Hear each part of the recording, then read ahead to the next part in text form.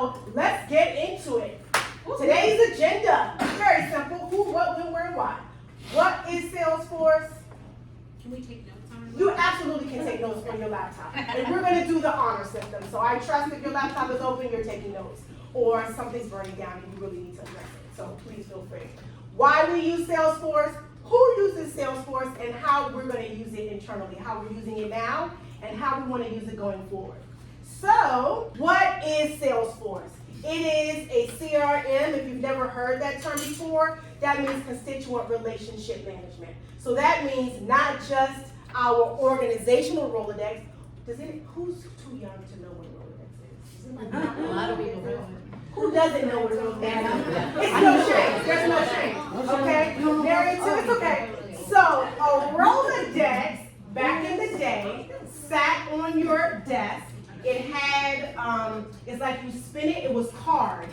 And that's how you wrote, how you kept people's information. I wrote Susan Hampton, Deputy Director, and her phone number. And then you build it manually, and so then you go to your Rolodex when I need Remy's number. What's Remy's number? I go to my Rolodex. So that's what a Rolodex is, okay? I was gonna do a picture, but you can Google it, what it looks like, okay? So Salesforce is our organizational Rolodex. And when we talk about all these things, managing interactions, how do we track it? It's not just about the contacts that we have, but how do we relate to them? So having a database just of names, of board members, of retail, of donors is good, but it's better if we're tracking interactions. So the real beauty of Salesforce, or one of the beauties of Salesforce, is that when you go look at a contact, you go and look up Michael McCarthy, you see that he is the chairman of our board. You also see that, well, you won't see that he's a donor, but Rachel can see that. You see that maybe he sponsored a bid event. You see that he also just recently put in a ticket to have his building power wash, his sidewalk power wash. That's the beauty of it. Why? Because when you're interacting with contacts, with our stakeholders and our partners, you need to have a 360 view. It's crazy if Melanie's gonna go ask someone for money who just gave $10,000 and now she's asking for $5,000. They're like, wait a minute, are you all talking to each other? I just gave you guys $5,000. Or a person who's really contentious in a meeting and really upset, we're not gonna ask that person for money maybe right now. Or we figure out who's the best person to talk to them. So that is the real beauty of Salesforce and what it is. So it manages interactions as much as we put the information in, and it's how we build our network and track what we're doing. Okay, and we'll get into later how do we work more efficiently, how can it serve you in the different roles that you do. So why Salesforce? Why are we using it? For all the things we just said. We want to track engagement. We also want to centralize our data. So before we had Salesforce, you know what we had? 1,000 spreadsheets on people's computers, and then I gotta go come find you and say, hey, was so-and-so? Nobody has time for that. If I had thought about it, I would have had Sweet Brown up here, and I would have had her video saying, ain't nobody got time for that, because we don't. If you don't know who Sweet Brown is, Google it. You'll get it tomorrow, okay? Go ahead. Salesforce is replacing Jerry. Well, no comment. It's replacing. Salesforce has the capability to replace all the paper at Jerry's desk. So there we go. That's what it's capability to do. It does. But somebody has to put it in. We can hire somebody while he's on vacation. Don't tell him I said that. So centralizing data. Also, we all have a shared view and access. So if you have a spreadsheet on your computer, I can't see that. I can't see all your notes. But if it's in one place and we're all updating it, that is the 360 view of it. And it gives us the whole picture. So if I just show you a picture of Rachel's arm, you don't know who she is. You don't know if is she white, is she black, is she male, is she female? But if we give the whole picture, that's telling you more about who she is and how we want to interact with her. Now, why is it important for you to use Salesforce? Because A, Salesforce is only as good as the information you put in. So it's not, there's no Salesforce fairy or gnome that's gonna put your stuff in. So spoiler alert, you have to do it, okay? We don't have a Salesforce intern, although we do wanna get one of those, but you have to put in your information. Why, Ebony, do I have to put in my own information? Because you have to own it. It's yours. When you buy a house, what do you buy? Homeowners insurance. You get a phone. You get all these things to help your house be somewhere you really want to live and stay and enjoy. So you have to own it, all right? It also allows us to work more efficiently. And I'm going to go ahead and give the example, and I was going to save it for later. So I want to back up a little bit by saying the platform Salesforce is really the 600-pound gorilla. What do I mean by that? There are lots of CRMs out there who can do similar things. Salesforce is completely customizable. The reason why it's called Salesforce is because it was built for people who are in sales. So when we look at the dashboard in our instance, you're going to see some things that maybe you're wondering, why is it that way? You're going to see an account owner. So I'm going to try to decode some of that. So if you're in sales, and I have people that I deal with, I do own those accounts, right? I don't want Taylor trying to get on my people, and that's my commission, that's my money. But we don't do that. So account owner for us means who's responsible for updating those contacts. And that is a living, breathing thing. It will change. So right now, my name is on lots of them because as we transition from people who don't work here, my name is on it. But Maria's team, who's been doing fabulous work, they have all these great stakeholder meetings. That's going to have somebody's name on it. It doesn't mean you can't change it, but it means that if you're changing it, you're saying you verify you have the most up-to-date information, okay? Also, the shared view and access is great only if the information is updated. So if it's a spreadsheet on Rachel's laptop and then she has to update it and send it to me, no. But if it's one place, when the update is made, it's made everywhere, every place. The other reason that Salesforce is critically, yes, Mohammed. Oh, Maria, go. Just a question in terms of process. If we own a contact and you're saying that someone's going to update like one of our contacts, that they verify, so the party B has verified that that contact is true, would the process be that they would notify us that they're updating it, or they would just update it in Salesforce, or are we working these things out? We are working the kinks out, but I will say my knee-jerk reaction is as a courtesy. Hey Maria, I see you're the contact owner. Here's the information I have. I want to go ahead and update it. Okay. Yeah. So that would be my knee-jerk reaction to do it. But what we also want to do is we don't want to create any stop gaps. So I'm going to tell you right now, if my name is on it, you don't have to call me, just update it. Because I'm trusting that you have the latest and greatest information on there. And we will get to those processes about what that looks like. So as we move into this new era, you all know that we're getting ready to do a strategic plan, right? And they will be meeting with all of us. And this new department arena of stakeholder engagement, the reason why it's important is because what we do to many people is perceived. It's the perceived value of the bid. As a property owner, I own this building. I'm not Rocky. And however many square feet are here, and I'm paying this 0.1, what is it, little 0.1697? Is that it, per square foot? Yeah. Okay, do I get it close enough? Okay, no. Thank you, Lulu. 0.1697 is what I'm paying per square foot, in addition to what I'm already paying the city. So trust and believe, I want to see my value if I'm a resident. And so we have to identify who our stakeholders are, but we have to track what we're doing, okay? And so that's critically important. And no one person, it's not one person's job, it's our collective responsibility, okay? Now, yes, Melanie, go. Go ahead. So actually Maria's question may be to this question. Okay. Is there an audit trail? Say it again. Is there an audit trail? So for example, Maria goes in and makes a correction to an entry that I originally put in. Mm-hmm. She makes it an error. Is there a way to go back and see what it originally was, or does her input wipe out my input? So on the front end, meaning what you see, yes, it's going to wipe it out. On the back end, yes, we can see who made the change. I will ask our Q84 consultants if it wipes out the information. I think it does. But there are some things we can reverse. So I don't want to say that emphatically. That's why it's critical. You got to know that this information is correct. Okay? So thank you for asking that. And if I could get one person to maybe help me with notes of things that we're saying we're gonna follow. Thank you. Okay. Okay, thank you, Melanie. Now I'm gonna talk about how we use Salesforce, some of the ways. These are some of the ways. So this is what we currently have. We've established that it's our organizational system of record for who? Stakeholders, partners, and other contacts.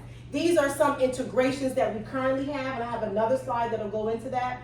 311, NPSP, Give Lively, MailChimp. Integration means that it didn't come with the Salesforce system. So remember I said it's the 600-pound what? Gorilla.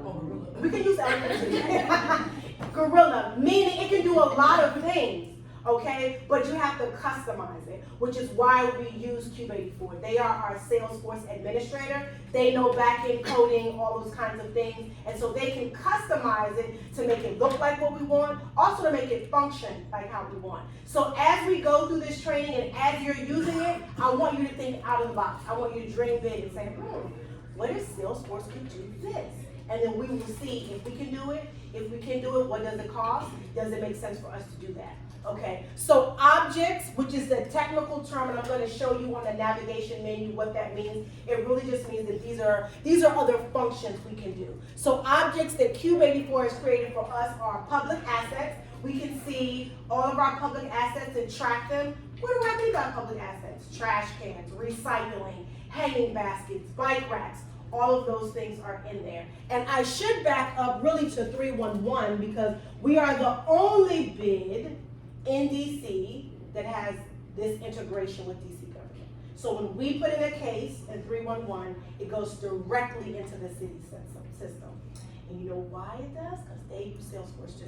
Well, also somebody did some networking, you know, all those kinds of things. But I'll give you an example of how Salesforce is an engine and it's a 600-pound gorilla. So I think only people maybe in marketing know this, but some of others of you may. When we make a request for the mayor, we do it on their website, right? The back end is all Salesforce, all of that Salesforce. So you can make it look like what you want, integrate with other things, but it's another way of working smart so that anyone who requests the mayor, that's now in their system. All those things they asked us, they've cataloged that. So we can also look at properties. We have, you probably didn't know, a Salesforce star among us. His name is Ennis Noah Lejeune. Ennis created the properties object. And now he has to call him. He has to leave the room. We'll have the red carpet out when you come back, sir.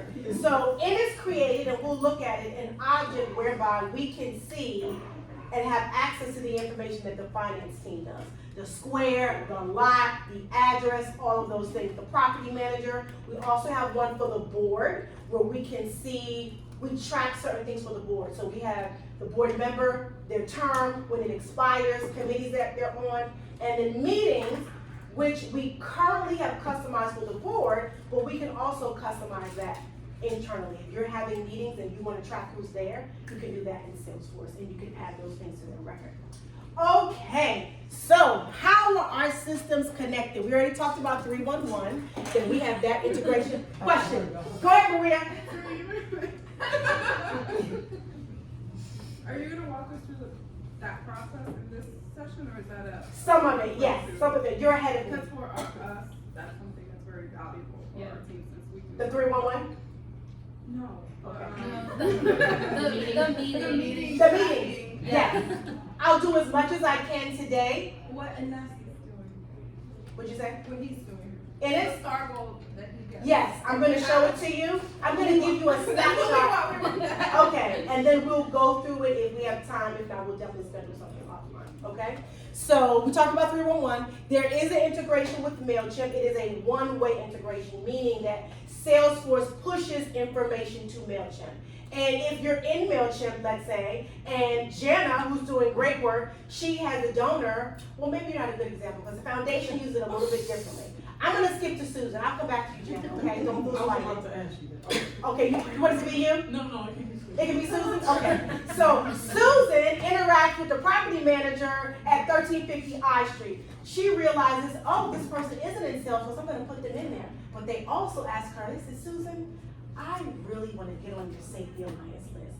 Can I do that? Susan's like, man, this is like $3,000 things they've asked me to do, she can do it all through Salesforce. She can add that person to Salesforce, she can add them to MailChimp, she can also say, designate them that they want to get the Safety Alliance newsletter. Okay, so that is the MailChimp integration. We do not currently have an integration with Eventbrite, but we can, where we get the information from Eventbrite and it goes into that person's record. Give Lively, and you know, Ennis is, what did I say, Ennis is a rock star. The foundation, guys, they're at Grammy, Emmy award-winning levels of using Salesforce. So sorry, Ennis, to put you off your perch, you know, but I have to give them the VIP treatment here. I'm with you. Okay, thank you. I'm so glad you agree. So what the foundation does is they use Give Lively, which is another object and integration, and they are in it every day. It's critical to the work that they do, because I'm gonna let Rachel say it now, because now I'm just gonna say something that you said. Why you all use Give Lively? What? To capture donors, automatically capture donors. To track, there you go. It's all the interactions and relationship building, and every tiny little touch we have with people is all trackable, and their past donations and other information. So it's our contact relationship. And to send out mail. To send out mail? Okay. Somebody needs to give Nabobby a buzzer. He doesn't have one. Okay, Nabobby. The notes that you take on your donors, do you take those notes in Give Lively and it holds them also in Salesforce, or are they just, like if someone has a birthday or they donated some money in the name of their dog in the past, do you write that in Salesforce, or do you write that in Give Lively?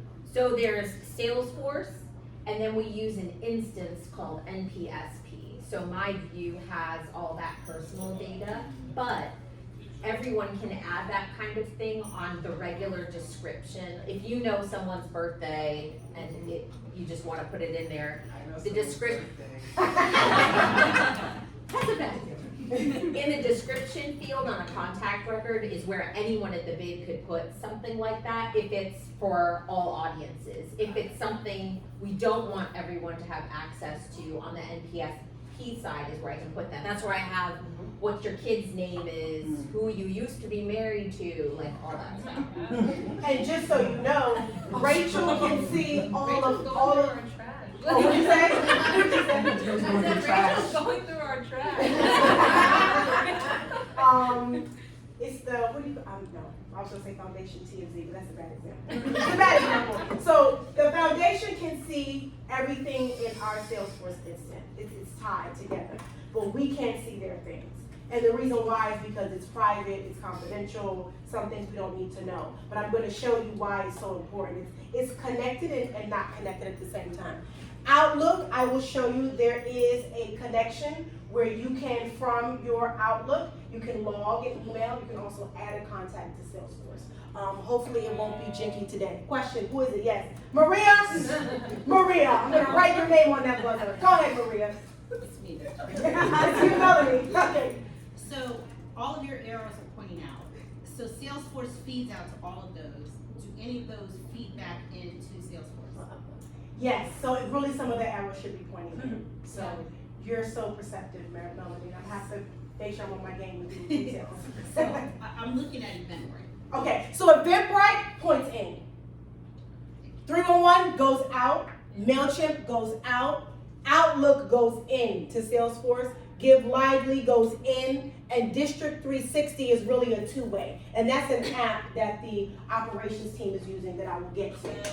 Yes, Braulio. Just a point of procedure, and I don't know that we need to finalize it here, but it is considered bad form by the SEC to collect emails and use them and automatically need to create a system for opt-ins or opt-outs for things like Eventbrite. You can't just collect the emails, put them in your database. Absolutely. And For use that. Eventbrite. We can do that for Salesforce because of how Oh, we use it. no. Right. I realize Well, I'm that. clarifying for them. Yeah. For them. But like if we have an event, we collect a bunch of emails, but currently we're not.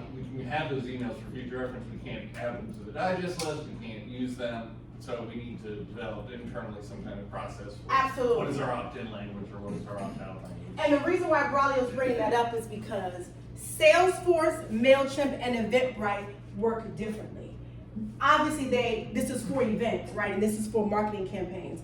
So, and you can use Salesforce for marketing campaigns. And so I want to make sure that I clarify that how we use Salesforce is custom to the bid. People use it differently. So I don't want you to think when you leave here, this is how you have to use it. That's not the case. So MailChimp and Eventbrite both have rules by which that say anyone that you send information to, you have to opt in. You cannot send something to someone if they haven't said, yes, I want to receive your stuff, okay?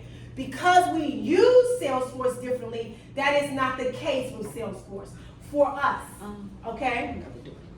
So I just want to make that clear because what Raleigh was saying is important. And as we move forward, you will see how there is going to be some cross-pollination of where we keep information and where we pull information from.